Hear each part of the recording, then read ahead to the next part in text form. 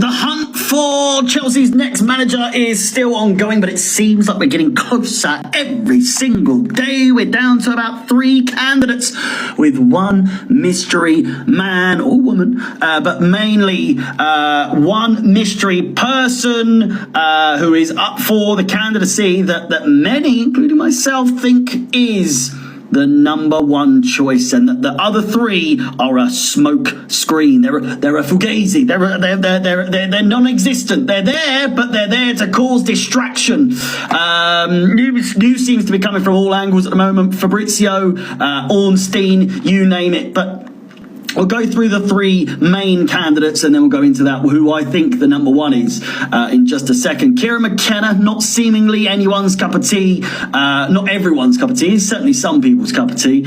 Many claiming that his championship experience is not the level expected for that, and you can make your jokes about Europa League, but he's just got promoted with Ipswich, and albeit fair play to him, he has beaten Pep Guardiola and Mikel Arteta to the Manager of the Season awards. The Athletic spoke today saying that Kieran McKenna, he's refined, he's calm, and a master tactician. He can become an elite manager. It was recognised at the LMA Awards on Tuesday night when he won the Manager of the Year award, beating both Pep Guardiola and Mikel Arteta. Clearly, he has something going for him, but the fact is that from what I've seen and the feelings I have myself are that the jump from Championship to Europa League, and Premier League for that matter, may prove too big a leap. Maybe not, who knows? But why, when we're struggling as it is to establish ourselves under this new ownership, do they insist? Do they think that starting over and over and over again, experience and expecting it to work? Experience is imperative in this scenario, both with players and also with a head coach, and it just smells a little bit too similar to that of the situation with Graham Potter. He had all this going for him, all these expectations for him, and he just couldn't quite hit the heights because maybe the expectations were just a little bit too high. Next up, we've got De Zerbi, or the likes of De Zerbi for that matter,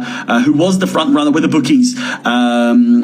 Standards. The bookies have him as number 1, or did have him for number 1 for the longest period of time until now. McKenna has since overtaken him, but probably more so due to the lack of confidence that either Chelsea can get that done, or whether De Zerbi would, 1, want the job, or 2, if he would entertain it in the first place, because would he get on with the board? Many people argue that he would not get on with the board. The answer for me, no, is most likely. Now, in the last hour or so, rumours are of this smoke screen that I've been going on about regarding a managerial candidate, or mystery managerial candidate, has surfaced, with many speculating on who could it be? The likes of Thomas Frank already considered a candidate. Maresca, much the same. Honus, not a candidate. He's not a candidate, if that makes sense. But because of how difficult it would be to obtain him, he's still being mentioned from time to time. Alternatively, we have candidates who are simply not in the running, so the likelihood that they are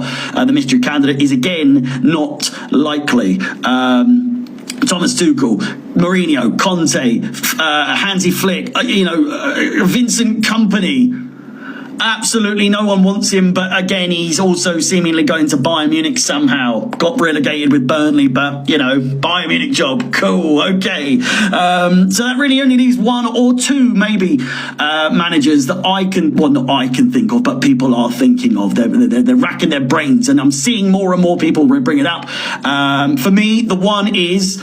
The first one I said, or the second one I said, was De Zerbi, who again, I personally cannot stress enough how little interest I have in this proposal. I'm not keen on his style. I'm not sold on if he's actually a good manager, as everyone makes him out to be. And above all else, I don't want another Brighton acquisition. I don't want another Brighton-related acquisition at Chelsea. I just can't be arsed of it anymore. It's as simple as that. Steer clear of De Zerbi. I think. It just seems more harm than good. It seems like there's way more ways it could go wrong than right. And for that, it leaves one man, and it's someone I actually spoke about on my live streams I do on youtube.com/ChelseaFansXI every Monday, Wednesday, and Friday at 5 p.m. UK time. Ruben Amorim, a coach who we have had our history with in terms of links over the last year or so, when Nagelsmann was the front runner, when before Pochettino was appointed. Amorim was linked as someone we appreciated, admired as far back as April of last year, from what is being reported and what I've also heard myself through the grapevine.